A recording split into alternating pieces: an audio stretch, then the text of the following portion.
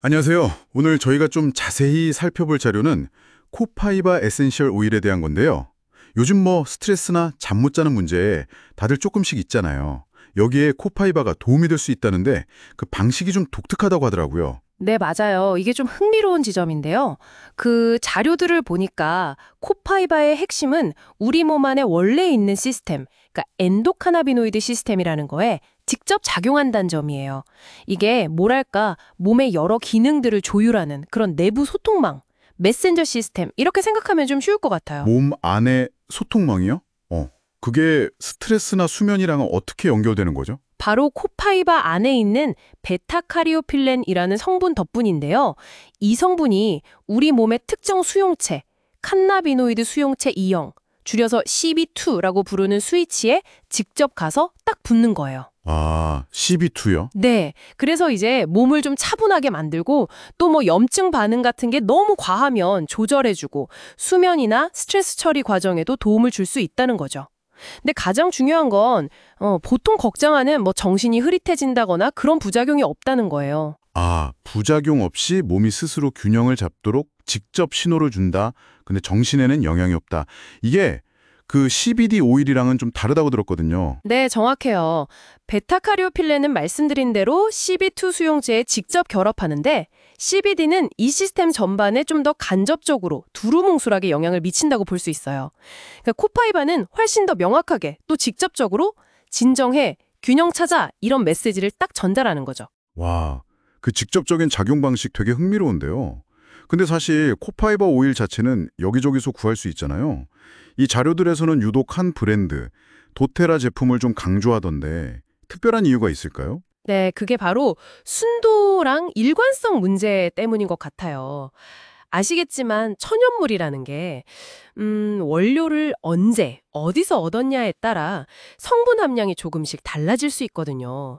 자료에 따르면 도테라는 이 부분을 되게 중요하게 생각해서 원료 단계부터 아주 엄격하게 관리한다는 거예요.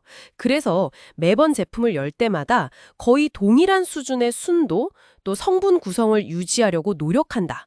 이 점을 강조하더라고요. 아, 일관성이요? 네.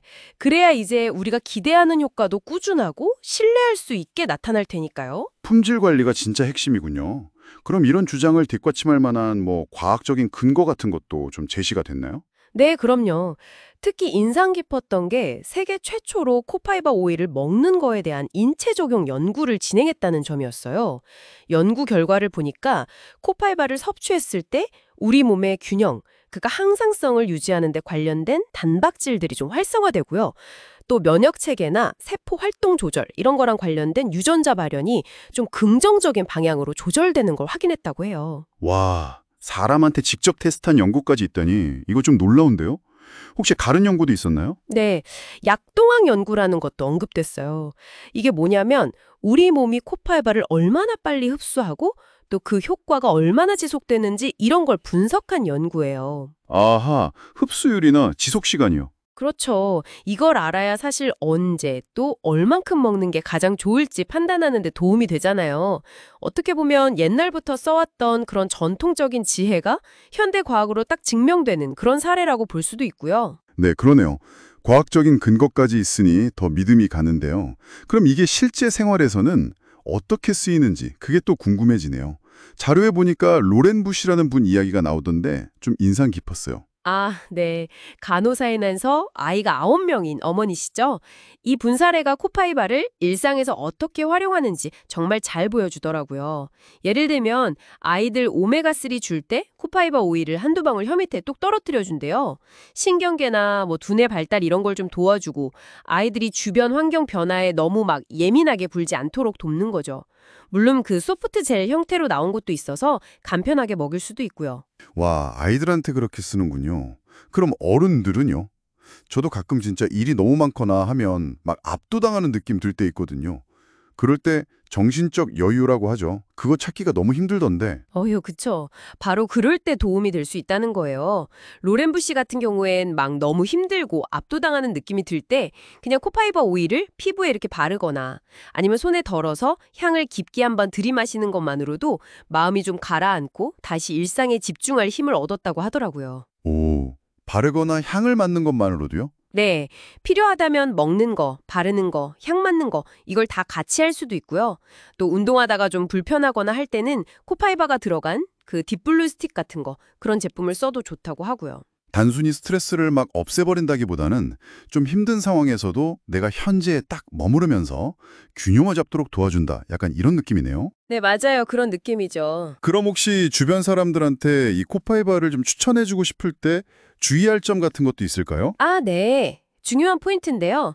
코파이바 효과가 페퍼민트 오일처럼 막 바로 즉각적으로 느껴지는 건 아닐 수도 있다는 거예요. 좀 꾸준히 써야 그 진가를 알 수 있달까?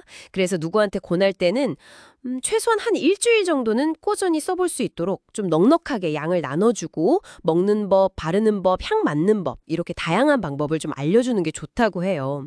아, 그리고 자료 보니까 스트레스가 좀 많은 사람일수록 더 많은 양이 필요할 수도 있다. 이런 이야기도 있더라고요. 역시 꾸준함이 중요한 것 같아요. 네, 꾸준함. 알겠습니다. 정리를 좀 해보면 코파이바는 그 CB2 수용체에 직접 작용해서 정신적인 부작용 걱정 없이 우리 몸의 균형을 찾도록 돕는다. 그리고 일관된 순도, 또 과학적인 연구 결과가 그 효과를 뒷받침해주고 먹거나 바르거나 향을 맡는 등 다양한 방식으로 일상에서 스트레스나 염증 관리에 활용될 수 있다. 뭐 이런 거네요. 특히 그 압도적인 상황에서도 현재 머무르도록 돕는다는 표현이 저는 되게 와닿았어요. 네, 맞습니다. 마지막으로 청취자분들께 한 가지 좀 생각해 볼 만한 질문을 던져드리고 싶은데요. 아까 코파이바가 면역이나 세포 활동 관련된 유전자 발현에도 영향을 미친다는 연구 결과 말씀드렸잖아요. 네네, 그랬죠. 그렇다면 이런 균형 신호를 우리 몸에 계속 꾸준히 보내주는 게 단순히 지금 당장의 어떤 불편함 관리 이걸 넘어서서요. 좀 장기적으로 봤을 때 우리가 최적의 건강 상태를 만들고 또 유지하는데 과연 어떤 잠재력을 가질 수 있을까? 이걸 한번 고민해보는 것도 의미 있지 않을까 싶습니다. 와, 몸의 근본적인 균형 그리고 장기적인 건강까지 연결되는 질문이네요. 정말 흥미로운 관점입니다. 오늘 코파이바에 대한 심층 분석은 여기까지 나누겠습니다. 청취자 여러분의 건강한 하루하루에 조금이나마 도움이 되었기를 바랍니다.